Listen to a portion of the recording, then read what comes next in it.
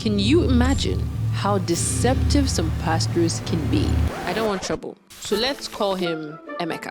Emeka had been struggling to find a job despite having graduated with a master's degree. He went on to interview upon interview, getting really close and still somehow not getting a job.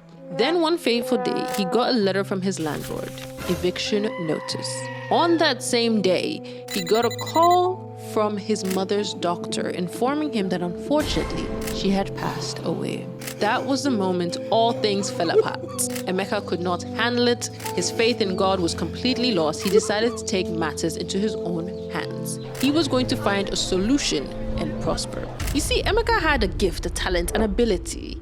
He was a very good guesser in a way that made it almost like he knew a person's life. All he had to do was ask a few questions and he was able to put a story together and eventually almost tell people what their future could hold. He decided he was going to use that to tell the people around him that he had found Christ, he was a changed man, and God had given him the gift of prophecy.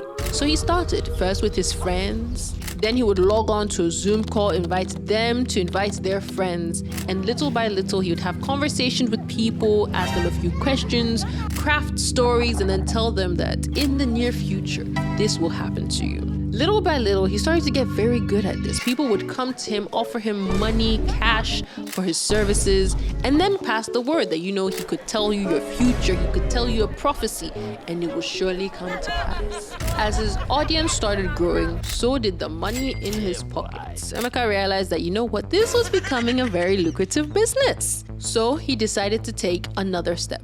He was going to dabble in the arts of miracles. To do this, he was going to hire 4 people, actors, who would orchestrate their own tellings of, their sorrows, their problems. He would perform miracles and then tell everybody that he had solved the problem and quietly pay them under the table. Once he added that part of the scam to his process, people were flooding, wanting to get all his information, wanting to be healed by him. Emeka realized that he had found the secret sauce. People wanted prophecies, people wanted miracles, people wanted to be delivered, and they were willing to pay him for it. He decided that, the best way to keep going forward is to actually build a church. He announced that he was building a physical church where people could come in. The plan was grandiose, and every Sunday, people would come to hear him speak, people would come to hear him prophesy, and people would come and watch his miracles. Until one day, it all collapsed. One Monday morning, following a Sunday service, Emeka woke up to his phone flooded with calls and messages. One of his stuntmen had been found out and exposed on social media.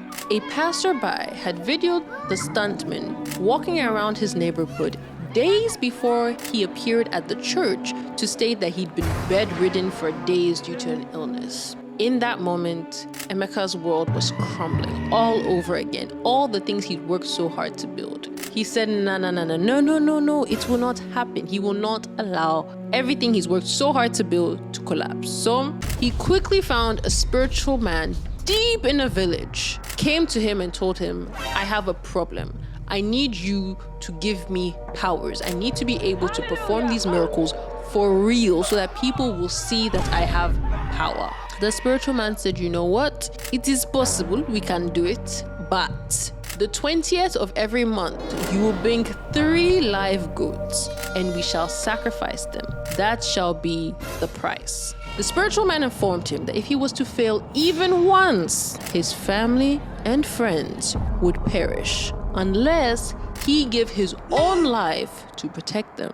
Agreeing to those terms and conditions, the spiritual man started his incantations. He prayed upon the God, the deity in charge of all things, and gave Emeka the power. Emeka returned to his church with the actual ability to perform miracles. His people's faith in him was restored. And this continued for over a year. Until one day on the 20th of the month, Emeka turns up in the village to find out that the spiritual man has passed away. He was informed by the spiritual man's daughter. Emeka said, this cannot be possible. I was told that I cannot miss a single payment. What will happen to those around me? So he quickly sets off roaming around village to village looking for another person who would take up this mantle and do the sacrifice for him. Unfortunately, no one agreed. On the 21st, Emeka sat in his room contemplating his options. What would happen to him? What could he do? Would he lose his power? Would he lose somebody close to him? By nightfall, Emeka was called. His auntie had passed away. 3 months later, again Emeka was called. His cousin had passed away. By this time, Emeka was in a panic. Things were not going as planned. He didn't know what to do. 3 months later, Emeka was called again. This time, his daughter was hospitalized for a severe asthma attack. But Emeka knew she had never actually had an asthma problem. He knew in this moment, this was truly a spiritual attack. A few days later, one afternoon, the hospital personnel called Emeka very urgently. His daughter was in critical condition and she was no longer breathing. This was too much for Emeka to bear. He decided that he could not let his daughter pass away in this manner. So on the 28th of September, 2023, Emeka was found unalive in his home. He had hanged himself. He hanged himself to save his daughter. Now that's an entangled web. That's all we've got for you guys today. Don't forget to follow us on all social media platforms at EntangledWebStories. Like, comment, and subscribe. And I'll see you in the next video. Bye.